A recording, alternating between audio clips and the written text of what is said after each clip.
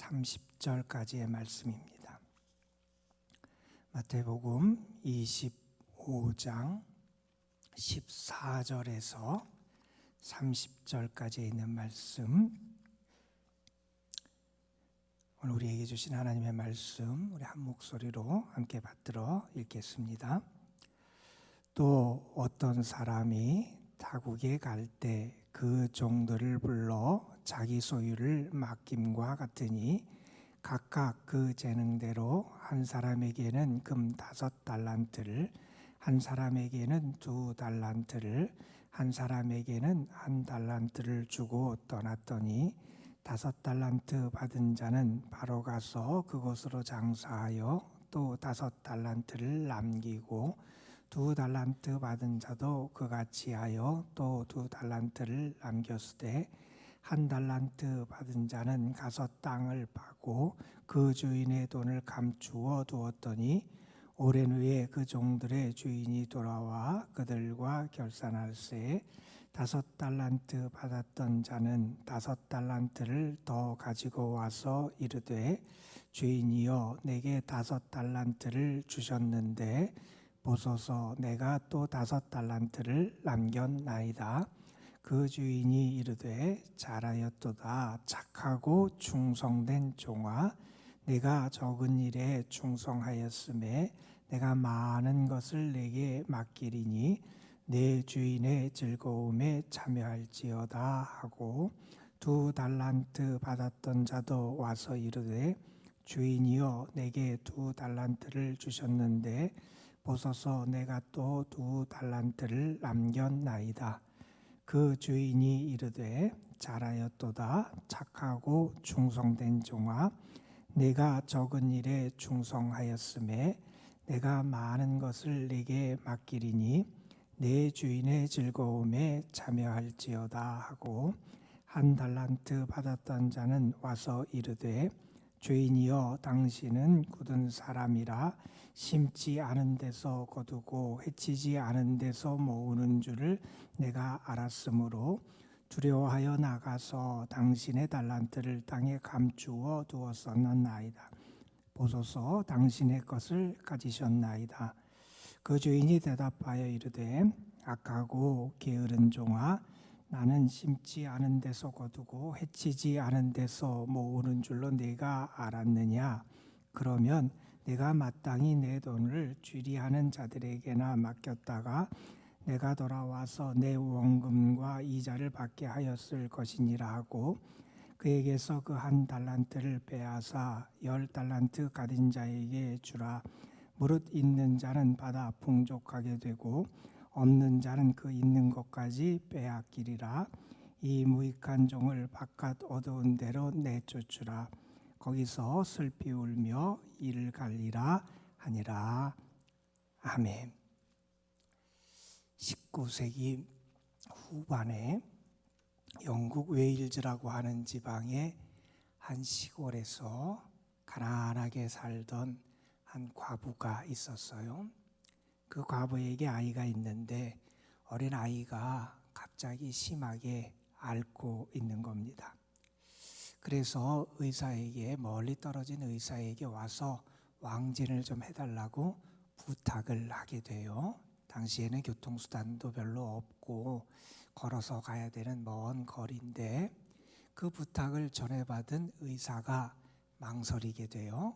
거리가 먼 것도 그렇고 가난한 과부인데 그 가난한 과부에게 가서 아이를 치료해 줘도 나중에 그 진료비, 치료비나 사례나 제대로 받을 수 있을까 하는 그런 걱정을 하게도 되고, 그리고 또 이런 생각도 들어요. 자기가 가지 않으면 그 아이가 어떻게 될까, 아이가 생명을 잃지 않을까, 뭐 이런저런 생각을 하면서 망설이던 이 의사가 드디어 어떤 결정을 내리냐면 자기가 왕진을 가야겠다 하는 그런 생각을 해요. 의사로서의 어떤 책임감이라든지 아이에 대한 그러한 책임감 같은 것을 느끼며 왕진을 가게 돼요. 먼 거리를 가게 되고 결국 그 아이를 잘 치료하게 되고 그 아이가 그 가운데서 생명을 유지하게 이렇게 됐다 하는 얘기가 있어요. 그런데 이 아이가 나중에 어떤 사람으로 자라게 됐냐 하면 데이비드 로이드 존스라고 하는 1차 대전 때 영국에 수상을 했던 영국의 정치가가 됐던 사람이었어요.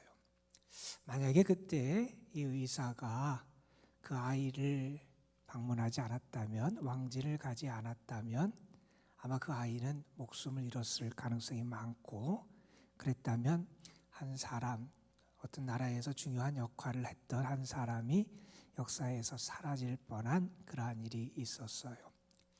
그 의사였던 분은 자기가 의사로서 마땅히 해야 될 일을 감당하고 자기의 어떤 책임감을 잘 지켰기에 아이를 살려낼 수 있었다 하는 것을 우리는 생각할 수 있게 됩니다. 또 이런 일도 있었어요. 우리가 너무나 잘 아는 타이타닉호라고 하는 그러한 배가 대서양을 횡단하다가 빙산에 부딪혀서 침몰하게 되지요. 타이타닉호가 침몰할 때 그 배에서 약 한 50km 정도 떨어진 그 옆에 어떤 배가 가고 있었냐면 캘리포니아호라고 하는 이름의 배가 항해를 하고 있었대요. 타이타닉호가 빙산에 부딪혀서 침몰할 때 그 배에 있는 사람들이 구조 요청을 이곳저곳에 보내게 되지요. 필사적으로 도와달라고 하는 그런 구조 요청을 하는데, 그 구조 요청이 그 캘리포니아호라고 하는 배에도 도착을 하게 되기도 하여, 그런데 어떤 일이 있었냐면 그 배에 있던 무전사가 무전기를 끄고 잠을 자고 있었다는 거예요. 만약에 그때 그 무전사가 자기의 일을 잘 감당했다면 아마 1시간 정도 떨어진 거리에서 그 배가 오고 침몰하는 동안 와서 더 많은 사람을 구조할 수도 있었을 텐데 하는 그런 아쉬움을 남기는 그런 이야기도 있습니다. 어떤 사람이 위대한 사람이고 어떤 사람이 정말 유익한 사람일까? 큰 일이건 작은 일이건, 누가 보아주건 보아주지 않건 자기가 마땅히 해야 될 바를 감당하는 사람이 큰 사람이고 위대한 사람이고, 그러한 사람을 하나님은 귀하게 여겨주십니다. 오늘 말씀은 마태복음 25장에 등장하는 예수님의 재림, 종말에 관한 말씀 비유 가운데 하나지요. 예수님은 이런 말씀들을 통해서 재림의 때, 종말의 때를 어떻게 맞이하고 준비해야 되는지를 성도들에게, 제자들에게 특별히 가르쳐 주세요. 가장 중요한 것은 깨어 있으라 하는 거죠. 잠든 것이 아니라 깨어 있어야 한다 하는 것이고, 어제 우리가 함께 살펴본 열 처녀의 비유를 통해서는 기름을 준비해야 한다 하는 것을 우리에게 교훈해 주셨습니다. 오늘 말씀 우리가 너무나 잘 아는 말씀이지요. 달란트의 비유. 우리가 너무나 잘 아는 이 말씀에서 예수님은 우리가 마지막 때, 재림의 때를 준비하는 우리의 모습 가운데는 어떤 모습이 있어야 되냐 하면, 우리는 우리에게 맡겨진 그 일을 충실하게 감당하는 충성된 일꾼의 모습을 갖추어야 한다 하는 것을 우리에게 교훈하고 계십니다. 사람들은 그런 얘기를 많이 해요. 세월이 참 빨리 간다, 이런 얘기를 많이 해요. 아무것도 하는 게 없는 것 같은데 너무나 시간이 빨리 간다 하는 그런 얘기를 해요.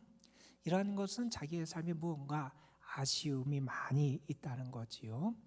우리는 늘 살아가면서 염두에 두어야 되는 것이 있는데, 그것은 무엇이냐면 우리의 삶의 결산의 시간이 있다 하는 거지요. 오늘 말씀에서도 결산의 그 시간에 결산을 받는 사람들의 모습에 대해서 우리에게 말씀해 주고 있어요. 어떤 사람이 종들에게 그 달란트를 맡기고 가게 되지요. 그리고 나중에 와서 그것을 결산하는 그런 모습이 등장하게 됩니다. 우리가 그러면 종을 여러 가지로 구분할 수 있을 텐데, 흔히 이렇게 한 4가지로 구분할 수 있을 거예요. 악하고 게으른 종이 있을 거예요. 악하고 더군다나 게으른 종, 가장 안 좋은 모습이지요. 반면에 또 이런 종도 있을 거예요. 착하면서 게으른 종도 있을 거예요. 그것도 바람직하지 않지요. 그냥 착하지만 주인이 마땅히 맡겨진 일을, 감당해야 될 일을 하지 않는 게으른 종, 그것도 바람직하지 않은 모습일 겁니다. 반면에 악하면서 충성스러운 모습을 갖는 종도 있어요. 그건 괜찮을 것처럼 생각될지 모르지만 우리가 성경에서 바리새인들 같은 사람을 아마 그렇게 칭할 수 있을 것 같아요. 그들은 자기의 뜻, 자기의 마음, 자기 것에 충실한 그러한 모습을 보여줘요. 하나님을 기쁘시게 하기보다는 자기의 생각과 자기의 길만 집중해서 거기에만 전념하는 그러한 사람들의 모습을 우리에게 보여주기도 합니다. 가장 바람직한 모습은 착하고 충성된 부지런한 그러한 종의 모습을 갖는 거겠지요. 오늘 말씀해 보면 이러한 종들이 크게 두 가지 부류로 구분되어진다 하는 말씀을 해요. 하나는 착하고 충성된 종이고 다른 하나는 악하고 게으른 종이 있다 하는 그런 말씀을 하지요. 먼 나라로 떠난 주인이 이제 돌아와서 결산을 하게 됩니다. 5달란트를 줬던 사람, 2달란트를 줬던 사람, 그리고 자기가 받았던 것에 또 배를 5달란트와 2달란트를 남겼던 그 종들을 향해서는 착하고 충성된 종아, 잘하였다, 이렇게 주인이 칭찬을 하고 1달란트를 받아서 그대로 땅에 묻어두었다가 가져온 이 1달란트를 받았던 종에게는 악하고 게으른 종이라고 비난을 하고 책망을 하는 모습을 보여줍니다. 왜 이 1달란트 받았던 사람이 악하고 게으른 종이고 그가 책망을 받았을까? 그는 먼저 뭔가 착각을 했던 것 같아요. 자기 자신에 대해서도 아마 착각을 했던 것 같습니다. 주인이 달란트를 주는데 오늘 말씀해 보면 그런 얘기를 해요. 각각 그 재능대로 나눠줬다 그러잖아요. 각각 그 재능대로 나눠줬다라고 하는 것, 그의 힘대로 그의 능력대로 주인이 줬다는 거예요. 우리가 겉으로 보기에는 5달란트, 2달란트, 1달란트 구분이 다른 것 같고 그 양이 다른 것처럼 보일지 모르지만 각각 그 재능대로 5달란트, 2달란트, 1달란트를 줬다는 것은 그 종의 입장에서는 자기의 능력에 맞게 100%를 받은 거예요. 그런데 그런 생각을 하지 못하고 있는 거예요. 뿐만 아니라 오늘 말씀해 보면 그런 얘기를 하지요. 이 악하고 게으른 종이라고 책망받은 이 종은 주인에 대해서도 착각하고 있다는 거예요. 주인이 굳은 사람, 그래서 그런 힘든 사람, 그는 이해심이 없는 분, 고집센 사람, 이렇게 생각을 하고 있다는 거예요. 그래서 두려워해서 그냥 땅에 묻어두었다가 가져왔다 하는 그런 이야기를 하고 있습니다. 여러분, 사탄은 우리로 하여금 하나님에 대해서 잘못된 생각을 갖게 해요. 성경은 우리 하나님이 사랑의 하나님, 은혜의 하나님, 우리를 긍휼히 여기시는 하나님, 우리를 사랑하시고 용서하시고 용납해 주시는 그런 하나님으로 묘사하고 있는데 사탄은 자꾸 그 하나님에 대해서 우리가 잘못된 생각, 그릇된 오해를 하도록 우리를 이끌어 가기도 합니다. 어쨌든 이 1달란트 받은 사람은 착각을 하고 있었던 거지요. 그리고 그에게 있어서는 분명히 잘못된 비교 의식도 있었던 것 같아요. 우리도 그런 때가 많이 있지요. 뭔가 자꾸 비교하면서 우리의 삶에 여러 가지 불행을 겪기도 하고 좌절하기도 하고 마음이 병들기도 하고 하는 그런 때도 있어요. 사탄은 우리에게 자꾸 비교 의식을 갖게 해요. 우리가 알듯이 가인은 자기의 형제 아벨을 죽이게 되는데 그가 비교하고 열등하고 열등감을 갖게 되고 하면서 그러한 죄악 가운데 빠지게도 되지요. 사울 왕도 역시 다윗에 대해서 그런 마음을 가져서 그를 죽이려고 하는 그런 시도를 했던 것 우리는 너무나 잘 압니다. 그런데 이 종의 또 한 결정적인 잘못은 그가 악하고 게으른 종이었다 하는 거지요. 마땅히 주인이 기대하는 것이 있었을 겁니다. 주인이 그에게 기대했던 열매가 있었을 거예요. 주인이 그에게 그 일을 맡겼다면, 그것을 맡겼다면 당연히 그가 할 수 있을 것을 믿고 기대했기에 그러한 일을 맡겼는데 그 주인의 기대를 배반한 것이고 합당한 열매 결실을 맺지 못하지요. 누가복음에 의하면 땅에서 농장에서 결실을 맺지 못할 때 주인이 그런 얘기를 해요. 땅만 버려두겠느냐? 이런 탄식을 하는 장면이 나와요. 무언가 열심히 심고 거름을 주고 가꾸고 돌봐줬는데 열매를 맺지 못하는 거예요. 혹시 우리 가운데 이 달란트를 묻어둔 종과 같이 하나님이 나에게 맡기시고 기대하시는 것을 소홀히 여기고 그 책임을 다하지 못하고 내가 마땅히 해야 될 바를 행하지 못하는 모습이 있다면 우리 자신의 모습을 돌아볼 수 있어야 할 겁니다. 반면에 여기 5달란트, 2달란트 받은 사람들은 주인에게 동일한 칭찬을 받아요. 잘하였다, 착하고 충성된 종이다 라고 하는 칭찬을 받아요. 왜 그럴 수 있었을까? 물론 그들이 맡은 바 일에 최선을 다했죠. 그가 할 수 있는 바 최선을 다했어요. 예전에 우리나라에서 활동하셨던 어느 분이 그런 얘기를 했어요.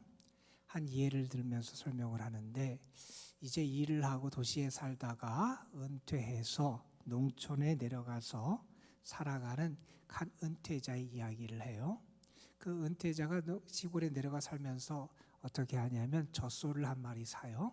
그래서 젖소를 키우면서 젖소에서 직접 그 우유를 얻으면서 그것을 쓰겠다 그런 생각을 하면서 젖소를 키우게 돼요. 시골에 내려갔어요. 젖소를 사서 이제 그곳에서 생활을 하는데 얼마 지나지 않아서 젖소의 젖이 마른 거예요. 젖이 안 나와요. 그래서 이상하다. 그래서 이웃 사람에게, 그 잘 아는 사람에게 물어봤더니 그 이웃 사람이 그렇게 대답을 하더라는 거예요. 당신의 젖소가 젖이 마른 것은 젖을 다 짜주지 않아서 그렇습니다. 이런 얘기를 하더라는 거예요. 젖소의 젖은 다 쌀 때까지 짜줘야 그 다음에 계속해서 잘 나오는데 이 사람은 어떻게 했냐면 자기가 우유가 한 병만큼만 필요하면 그만큼만 짜고 필요가 없으면 그 다음날 안 짜고 뭐 이런 식으로 하다 보니 결국 그 젖이 말랐다라고 하는 그러한 이야기지요. 할 수 있는 한 최선을 다하는 것, 무언가를 다하는 모습이 있어야 되는데 우리의 모습 속에 그런 것을 잃어버릴 때가 많이 있어요. 또한 주인이 이런 칭찬을 하지요. 내가 지극히 적은 일에 충성했다, 적은 일에 최선을 다했다라고 하는 그러한 칭찬을 해요. 사람들은 일의 크기를 가늠해서 큰 일은 중요하게 생각하고 적은 일, 작은 일은 덜 중요하게 생각하거나 소홀히 여길 때가 많이 있어요. 그러나 하나님은 작은 일에 충성하고 하나님이 맡기신 것이 크든 작든 그 일을 소중하게 여기는 사람을 귀하게 여기시잖아요. 다윗 목동이었어요. 자기가 목동으로서 감당해야 될 일을 성실하게 감당할 때 그는 한 나라의 위대한 통치자로 하나님께 쓰임받는 그런 사람이 되기도 했지요. 여러분은 어떠세요? 하나님이 여러분에게 맡기신 일에 처음부터 변함없이 진실되고 성실하게 여러분이 맡은 바 소임을 다하고 계신지 모르겠어요. 처음에는 열심을 가져요. 그러나 시간이 지나면서 게을러지기도 합니다. 처음에는 이게 나에게 맡겨진 것이 내 것이 아니라 하나님의 것이라는 것을 알고 청지기로서 열심히 살아갈 때가 있어요. 그런데 시간이 지나면서 이것이 나에게 맡겨진 것이 하나님이 나에게 맡기신 이 주인이 하나님이라는 것을 잃어버리고 내 것인 것처럼 착각하며 살아갈 때도 많아요. 신앙이 점점 병들어지지요. 처음에는 겸손하게 그 일을 감당하는 것 같아요. 그러나 시간이 지나면서 내가 마치 모든 것을 행하는 것처럼 나의 힘으로 사는 것처럼 나의 힘으로 행하는 것처럼 교만해지기도 합니다. 인도 선교의 아버지였던 윌리엄 캐리는 구두 제화공하는 아버지의 아들로 태어나게 되고 생활을 좀 했어요. 그의 과거를 아는 어느 분이 그가 어떤 일을 이루는 그 다음에 그를 조금 비아냥거리면서 그렇게 물어봤어요. 당신은 제화공 아닙니까? 제화공 아니었습니까? 당신은 구두는 만든 사람 아니었습니까? 이렇게 그의 과거와 형편은 없었다고 그를 향해서 좀 조롱하듯이 그렇게 질문을 했을 때 윌리엄 캐리가 이렇게 대답을 해요. 나는 제화공이 아니라 제화공 한 단계 아래에 있는 구두 수성공이었습니다. 이런 얘기를 했대요. 사실 윌리엄 캐리는 학벌도 뛰어나질 않아요. 돈이 있는 사람도 아니었어요. 그가 선교를 떠나겠다 그럴 때 선교회에서 그를 자격이 없다고 파송해 주지도 않았던 사람이었어요. 그런데 그런 하나님의 사명을 분명히 깨달았고 하나님께서 그에게 맡겨주신 일에 자기의 일생을 걸고 살아가요. 많이 배운 사람, 많이 가진 사람도 이루지 못했던 큰 일들을 이루어가요. 학교도 많이 세웠고요. 성경을 한 15, 16개 언어로 번역하기도 했고요. 많은 선교의 귀한 결실과 열매를 맺는 그러한 종으로 살아갈 수 있었어요. 어떤 분이 그런 얘기를 합니다. 그대가 하는 일이 비천하다고 낙심하지 마십시오. 그대가 하는 일은 하나님께서 그대에게만 맡기신 가장 중요한 일입니다. 집안을 정리하는 단순한 일일지라도 마음 먹고 그 일을 잘 하십시오. 만일 그대의 책임의 범위가 넓고 관계되는 일이 많으면 더욱 그리해야 할 것입니다. 어느 분은 이런 얘기도 합니다. 나라를 위해 충성을 다하는 것은 별다른 것이 아니라 보이는 연장을 잡아 눈앞에 있는 작은 일에 최선을 다하는 것이다. 중요한 것은 내가 얼마나 가지고 있느냐가 아닐 거예요. 내가 얼마나 하나님 앞에 그 맡은 바 소임에 진실하고 충성된 종으로 살아가느냐, 아니면 내가 게으른 종으로, 악한 종으로 하나님 앞에 서 있느냐 하는 것이 우리에게 중요할 겁니다. 오늘 하나님이 우리에게 은혜를 베풀어 주셔서 여러분 각자에게 여러분의 믿음의 분량대로, 여러분의 삶의 분량대로 은혜를 주시고 달란트를 맡겨주셨어요. 저는 오늘 여러분의 삶이 그 달란트가 여러분의 성실하고 진실한 믿음과 충성된 헌신을 통해서 귀한 결실로 나타날 수 있었으면 좋겠고, 여러분을 바라보시면서 주님이 착하고 충성된 종이다 이렇게 칭찬하실 수 있는 은혜의 하루가 되시기를 주님의 이름으로 축복합니다. 오늘은 이렇게 말씀 붙잡고 기도했으면 좋겠어요. 하나님, 내가 주님의 충성된 일꾼이 되게 하여 주옵소서 기도하시고, 오늘은 특별히 우리 나라를 위해서 기도하시면서 우리나라가 하나님의 공의와 정의가 바로 세워지는 나라가 되고 하나님을 두려워하는 그러한 나라, 그러한 백성들이 될 수 있도록 하나님 인도하여 주옵소서. 이렇게 함께 마음을 다하여 기도해 주시기를 부탁을 드립니다. 기도하겠습니다. 감사헌금 무명으로 하나님 앞에 드립니다. 하나님, 오늘은 우리가 너무나 잘 아는 달란트의 비유의 말씀을 함께 묵상했습니다. 주님은 이 말씀을 통해서 우리가 하나님 앞에 충성되고 착한 종으로 주님의 칭찬을 받는 그러한 종으로 살아가야 함을 우리에게 말씀해 주셨습니다. 때로 나도 모르는 사이에 우리의 처음의 열심과 믿음을 잃어버리고 게을러질 때도 있고, 마치 내가 죄인인 것처럼 착각하며 살아갈 때도 있고, 내 위주로 내 마음대로 나의 기쁨만을 위해서 살아갈 때도 있습니다. 아버지 하나님, 우리를 다시 성령의 감동으로 일깨워 주셔서 하나님이 우리에게 맡겨주신 귀한 사명, 우리에게 맡겨진 달란트를 바로 바라보게 하시고 그것을 온전히 충성되게 행하는 신실하고 충성된 일꾼들이 될 수 있도록 인도하여 주옵소서. 그래서 하나님 앞에 설 때 잘하였다 칭찬 들을 수 있는 주님의 사람들 되게 하옵소서.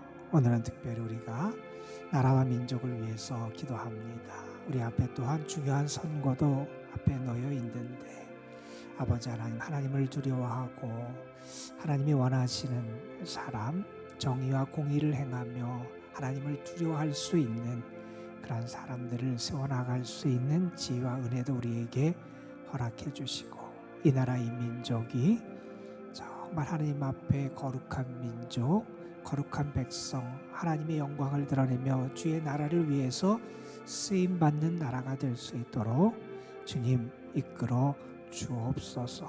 오늘도 하나님 앞에 나와 예배를 드리고 기도하며 하늘의 은혜를 기다립니다. 우리를 사랑하시는 하나님, 우리에게 인자와 긍휼과 은혜를 베푸시기를 기뻐하시는 하나님, 오늘도 우리를 도우시고 우리를 위로하시고 붙드시고 참된 기쁨과 평안을 허락해 주시는 그 하나님의 은총을 온전히 누릴 수 있는 저희들 되게 하여 주시고, 기도를 통하여 하나님이 우리의 기도에 응답하시고 도우심의 역사를 체험케 하여 주옵소서. 주님 앞에 드려지는 감사의 예물들 주님 흠양하시고 저들의 삶 속에 여호와께서 이끄시는 은혜의 길이 활짝 열리는 복도 더하여 주옵소서. 오늘도 연로하신 분들, 병중에 있는 분들, 병이 약한 분들, 특별히 여러 가지 어려운 가운데서 하나님의 은혜를 기다리는 영혼들 하나님 사랑해 주시고 붙잡아 주옵소서. 이 시간 우리의 기도 가운데 성령의 도우심과 인도하심이 함께하여 주시고, 기도를 통하여 하늘의 음성도 듣고 주의 능력도 덧입고 오늘 하루를 넉넉히 이길 만한 새 힘을 공급받을 수 있도록 주의 영이 우리와 함께하여 주실 줄 믿사옵고, 우리 구주 예수 그리스도의 이름으로 기도드리옵나이다.